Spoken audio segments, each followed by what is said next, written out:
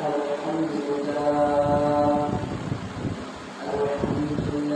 نحمده ونستعينه ونستغفره ونؤمن به ونتوكل عليه ونعوذ بالله من شرور أنفسنا ومن سيئات أعمالنا من يهده الله فلا مضل له ومن يضلله فلا هادي له ونشهد أن لا إله إلا الله وحده لا شريك له ونشهد أن سيدنا وسندنا وحبيبنا وطبيب قلوبنا ومولانا محمدا عبده ورسوله صلى الله تعالى عليه وعلى آله وأصحابه وبارك وسلم تسليما كثيرا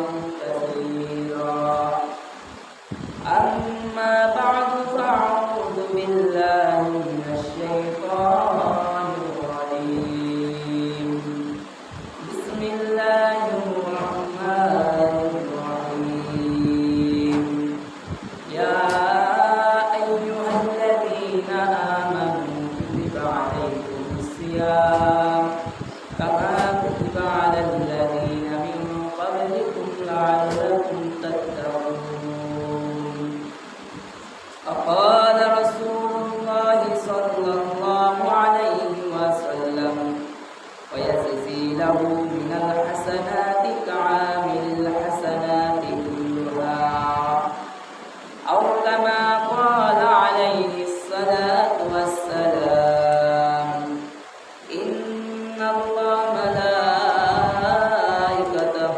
يصلون على النبي يا أيها الذين آمنوا صلوا عليه وسلموا تسليما اللهم صل على محمد وعلى آل محمد كما صليت على إبراهيم وعلى آل إبراهيم إنك حميد مجيد اللهم بارك على محمد وعلى آل محمد كما باركت على إبراهيم وعلى آل إبراهيم إنك حميد مجيد الحمد لله মহান আল্লাহ পাক রব্বুল আলামিনের দরবারে লাখো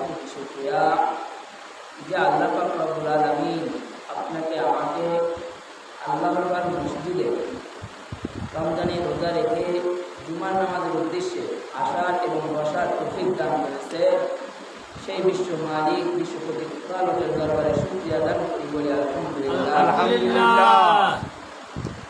আলহামদুলিল্লাহ তার জোরে হওয়া উচিত ছিল এই জন্য কারণ রমজানে নফল ইবাদত করলে ফরজের সমান সওয়াব পায় তাহলে জুমার নামাজ ফরজ একটা ফরজ আদায় করলে 70টা ফরজের সওয়াব পাইতেছে এক জুমার নামাজ পড়লে যদি 70টা জুমার নামাজের সওয়াব আল্লাহ দেয় তাহলে আলহামদুলিল্লাহ একটু জোরে হওয়া উচিত না আর একটু জোরে বলি আলহামদুলিল্লাহ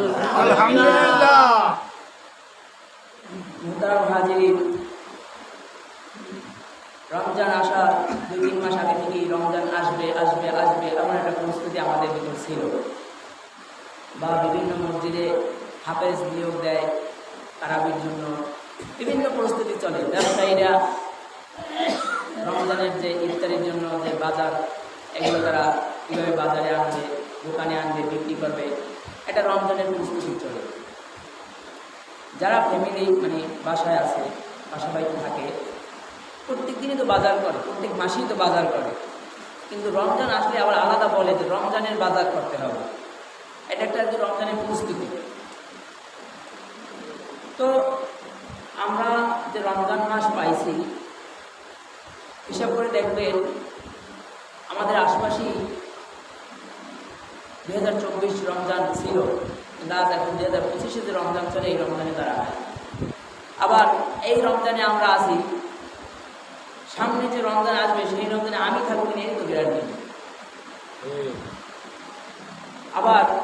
যে রমজান আসবে ওই পর্যন্ত ভালো, জুমার নামাজ শেষ করতে পারবো এই তো গ্যারান্টি। এই জন্য আমাদের প্রত্যেকটা সময় মৃত্যুর স্মরণ থাকা উচিত এবং এভাবেই কার্যক্রম চালিয়ে যাওয়া উচিত, এভাবেই চালিয়ে যাওয়া উচিত, যেটাই মনে হয় আমার শেষ এভাবে। তো রমজান আসার পরে প্রথম থাকে রহমতের 10 দিন, তারপরে মাগফিরাতের 10 দিন, রহমতের 10 দিন শেষ, মাগফিরাত চলতেছে, আবার শেষে 10টা দিন থাকে নাজাতের 10 দিন। শেষ 10 দিনে আমরা অনেক সময় ইতিকাফ করি, আবার কদর তালাশ করি। কোনো কোনো বুজুর্গ 30 দিনই ইতিকাফ করেছে এই কদর তালাশের জন্য। আল্লাহর রাসূল সাল্লাল্লাহু আলাইহি সাল্লাম পাওয়া যায় এরকমের 30 দিনই ইতিকাফ করেছে, আবার এরকম আছে 20 দিনই ইতিকাফ করেছে, কিন্তু বিশেষ করে 10 দিন বেশি করছে। কারণ আল্লাহর রাসূল জীবনে অনেক আমল করছে যেগুলা আমাদের দ্বারা সম্ভব না। আল্লাহ রাসূল পেটে পাথর দিয়েছে, আপনার আমার দ্বারা সম্ভব? আল্লাহ রাসূল তার স্ত্রীকে নিয়ে না খেয়েও আসছিল, আপনি 3 দিন বাজার না করে থাকেন, দেখেন ঘরে কি অবস্থা। আল্লাহ রাসূল সাল্লাল্লাহু আলাইহি ওয়াসাল্লামের জীবন থেকে এরকম পাওয়া যায়, আল্লাহ রাসূলের ঘরে দিনকে দিন খাবার ছিল না। আয়েশা সিদ্দিকা রাদিয়াল্লাহু তাআলা বলে, কোথাও থেকে এক পেলা দুধ বা কোথাও থেকে একটা খেজুর হাদিয়া আসলে সেইটার অর্ধেক আল্লাহর রাসূল খেয়েছে আর অর্ধেক আমি খেয়েছি। সুবহানাল্লাহ। আপনি 3 দিন 1 দিন বাজার না করে দেখবেন আমাদের ঘরে ওকে দেখেন। তো তারা যেভাবে পারছে আমরা সেভাবে পারবো না, আল্লাহর রাসূল যেভাবে পারছে সেভাবে সাহাবায়ে কেরাম পারে নাই, আবার সাহাবায়ে কেরাম যেভাবে পারছে তারপরে যারা ছিল তারা তাদের মতো পারে নাই। এভাবে আস্তে আস্তে সব ইবাদতের শক্তি অনেকটাই কমে গেছে। তো আল্লাহর রাসূল সাল্লাল্লাহু আলাইহি ওয়াসাল্লাম ইতিকাফ করছে, সাহাবায়ে কেরাম ইতিকাফ করছে, বুজুর্গরাও ইতিকাফ করছে। শেষের 10 দিন ইতিকাফ করা সুন্নাতে মুআক্কাদা। যদি কোনো মহল্লা থেকে একজন ইতিকাফ করে তাহলে সকলের ইতিকাফ আদায় হয়ে যাবে, আর যদি কেউ ইতিকাফ না করে তাহলে সকলে গুনাহগার হবে, সুন্নাত তরক করা। ইতিকাফে একজন হলেও বসতে হবে। এবার আমরা ইতিকাফে বসি, ইতিকাফে বসার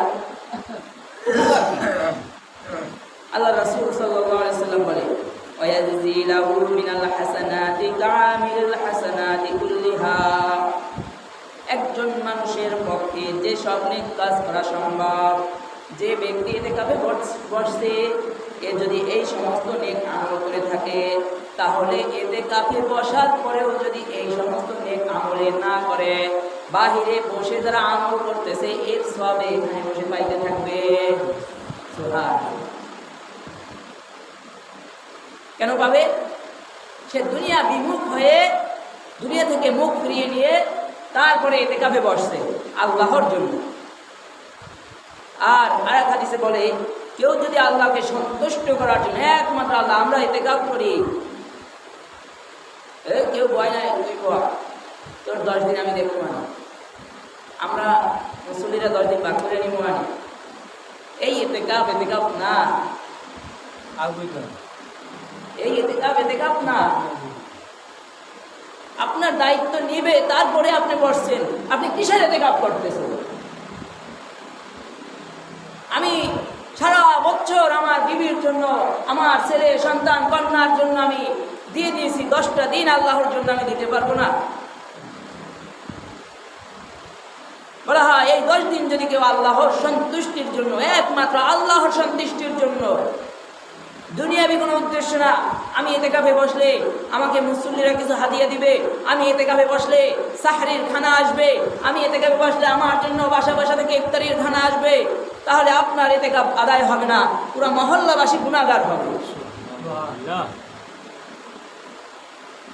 তুমি 10 দিন ইতিকাফে বসো, আর তোমার 10 দিনের যে ইনকাম হতো, তুমি যে আয় রোজগার করতে, তোমার সেই রোজগার, তোমার সেই 10 দিনে তুমি যদি 1000 টাকা ইনকাম করতে পারতে, সেই 1000 টাকা আমরা মিলে মিশে দিব, তাই ইতিকাফ আদায় হবে না। তাহলে সেটা আল্লাহর জন্য হবে না, বরঞ্চ সেটা আপনার সময় কেনা বেচা হবে। সময় কেনা বেচা জায়েজ আছে, বরঞ্চ এখানে সময় কেনা বেচা হবে যে আমি 10 দিন এখানে থাকলে আমাকে 2000 টাকা মসজিদের পক্ষ দিয়ে দেবে, তাই ইতিকাফ আদায় হবে না। একমাত্র আল্লাহর সন্তুষ্টির জন্য কেউ যদি ইতিকাফ করে, তাহলে বলা হয় তার মাঝে আর জাহান্নামের মাঝে 3 খন্দক দূরত্ব হয়।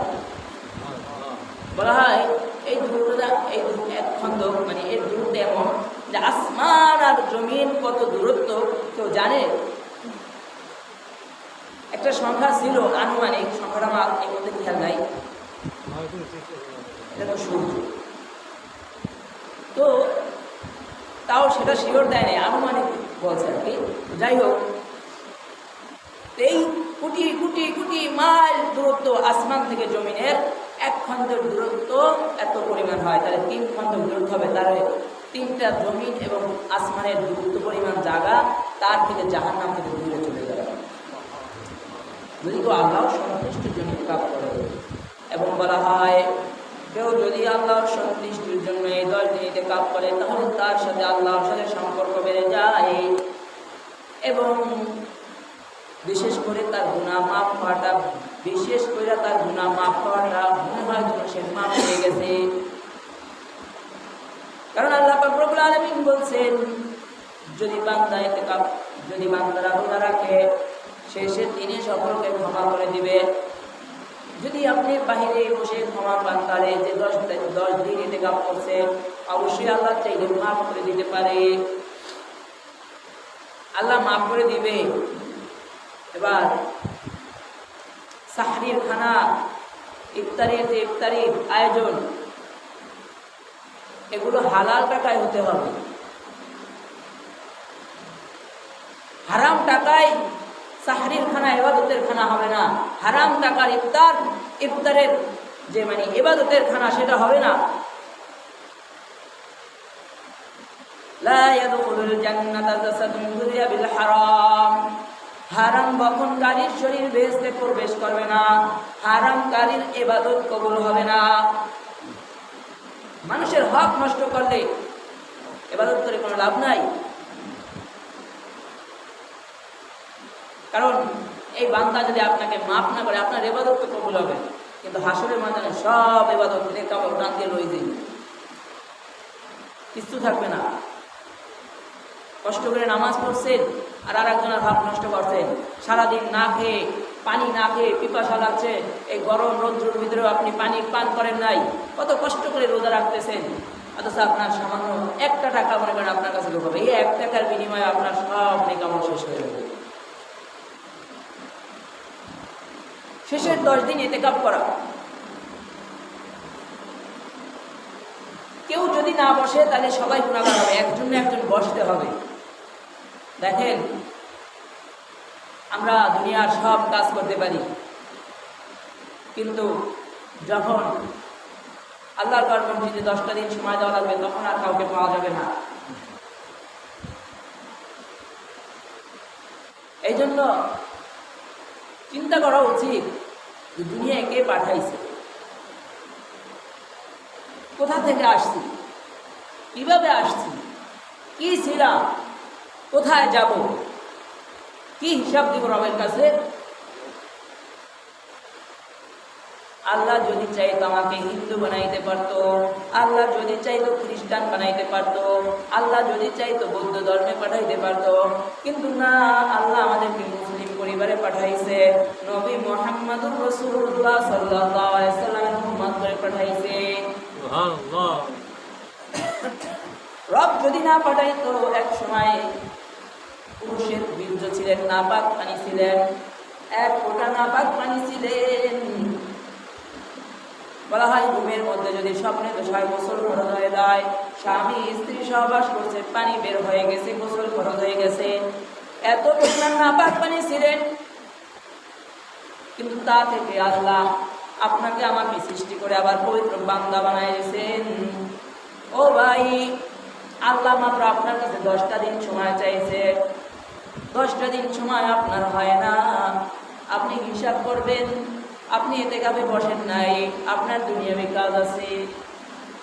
এতেকাফে যারা বসবে 20 রমজানে মাগরিবের আজান হওয়ার আগে মসজিদে প্রবেশ করতে হবে, কিন্তু দুনিয়াবি কাজের জন্য আপনি এতেকাফে বসেন নাই। আপনি চিন্তা করেন, পরের দিন যদি মসজিদের মাইকে আপনার নামটা এলান হয় অমুকে ইন্তেকাল করছে, এই যে আল্লাহর ঘরে সময় দিলেন না, কিন্তু অথচ আপনি মারা গেলেন, তখন আপনার দুনিয়াবি কাজগুলো কে করবে? আপনার যে দুনিয়াবি কাজগুলো ছিল এই কাজের জন্যই আপনি এতেকাফে বসেন নাই, কিন্তু আপনি এখন মারা গেছেন, তাইলে আপনার দুনিয়াবি যত কাজ ছিল এই কাজগুলো কে করবে? তখন করতে পারবেন। আজরাইল আসসালাম তখন এসে বলবে, এই আমি আজরাইল আসছি, এবার চলো। তখন আপনি বলবেন, না না, আমার অনেক কাজ আছে, পরে আইতেছি। হ্যাঁ, ও ভাই আজরাইল আপনি যান, আমি পরে আসতেছি, 10 দিন পরে ইটটা আদায় করে লই, সময় দেবে? আজরাইল বলবে, হ্যাঁ ঠিক আছে, তুমি কাজ করার যাই নাকি? কোনো সময় দেবে না। মৃত্যুর সময় যখন হয়ে যাবে, আজরাইল আলাইহিস সালাম 1 সেকেন্ড আগেও আসবে না, 1 সেকেন্ড পরেও আসবে না। এই জন্য এই যে কথাগুলো বললাম, এর থেকে শুধু চিন্তা করবেন, হুজুরে যে বলছে আসলে যদি আমি মারা যাই তাহলে আমার দুনিয়াবি কাজগুলো কে করবে? এই চিন্তা কইরা হইলেও এতেকাফে বসছেন। এবার এতেকাফে বসার পরে কি করব? আমার গরুর খবর আমার রাখতে হবে নাকি? আমার ছাগলের খবর আমার রাখতে হবে, আমার ভেড়া পালি এই খবর আমার রাখতে হবে, আমার স্ত্রীর ঘরে আছে এর খবর আমার রাখতে হবে নাকি? সম্পূর্ণ দুনিয়াবি কোনো খোঁজ খবর আমার কাছে থাকতে পারবে না। খোঁজ খবর থাকতে পারবে না বলতে প্রয়োজন মতো রাখতে পারবে, কিন্তু অযথা কথা বলা যাবে না। ইতিকাফে বসতে প্রয়োজনে চুপ থাকেন, ইবাদত করেন না করেন, আপনি চুপ কইরা বসে থাকেন, অযথা কথা বলবেন না। শরীর ঠান্ডার জন্য গোসল করতে যাওয়া যাবে না। আপনার ইস্তেঞ্জার হাজত হয়েছে, আপনি ওই সময়টাই যাবেন, ইস্তেঞ্জা শেষ হয়েছে সাথে সাথে মসজিদে চলে আসতে হবে, এটা হলো ইতিকাফ। কিন্তু আমরা ইস্তেঞ্জা যাই গল্প করি, গোসল করতে যাই আবার গল্প করি না। আমি অনেক বুজুর্গদের ইতিকাফ করতে দেখছি, তারা 10 দিনে গোসলও করে না। যদি ফরজ গোসলের হাজত হয়েছে, ফরজ গোসলের হাজত হয়েছে, তো সাবান ডলে নাই, শুধু গোসল করে শরীর পরিষ্কার করছে, চলে আসছে, লুঙ্গি বাড়ি পাঠাই দিছে, লুঙ্গিটাও ধরে নেব। আর আমরা প্রত্যেক ইতিকাফ করে দৈনিক সাবান মহিলা করে গোসল করতে, মানে ওরা যেন সফরে আসছি, কোথাও ঘুরতে আসছি, আমাদের ইতিকাফ হলে এরকম ইতিকাফ না। ইতিকাফ একমাত্র আল্লাহর জন্যই করতে হবে। আমার জন্য সাহারির খানা পাঠাবে, আমার জন্য ইফতারি খানা পাঠাবে, এই চিন্তা তো করাই যাবে না। হ্যাঁ, রিজিকের মালিক আল্লাহ, তবে এতটুকু পারা যেতে পারে, যদি আপনার খানা দিয়ে যাওয়ার কেউ না থাকে মসজিদে, এমন লোক নাই, তখন যদি এরকম লোক না থাকে, এরকম কেউ না থাকে যে আপনার খানাটা কেউ দিয়ে যাওয়ার মতো নাই, ওই পরিমাণ যে আপনি বাসায় যাবেন আর খানাটা নিয়ে আসবেন, বাড়তি আলাপ করা যাইবে না, জিজ্ঞাসা যাইবে না যে মুরার খোপের মুরা সব ঠিক আছে কিনা, গরুর ঘরের গরু সব ঠিক আছে কিনা, ছাগলের ঘরের ছাগল সব ঠিক আছে কিনা, এরকম কোনো খোঁজ খবর লওয়া যাবে না। অযথা সময় নষ্ট হলে ইতিকাফ ভঙ্গ হয়ে যাবে।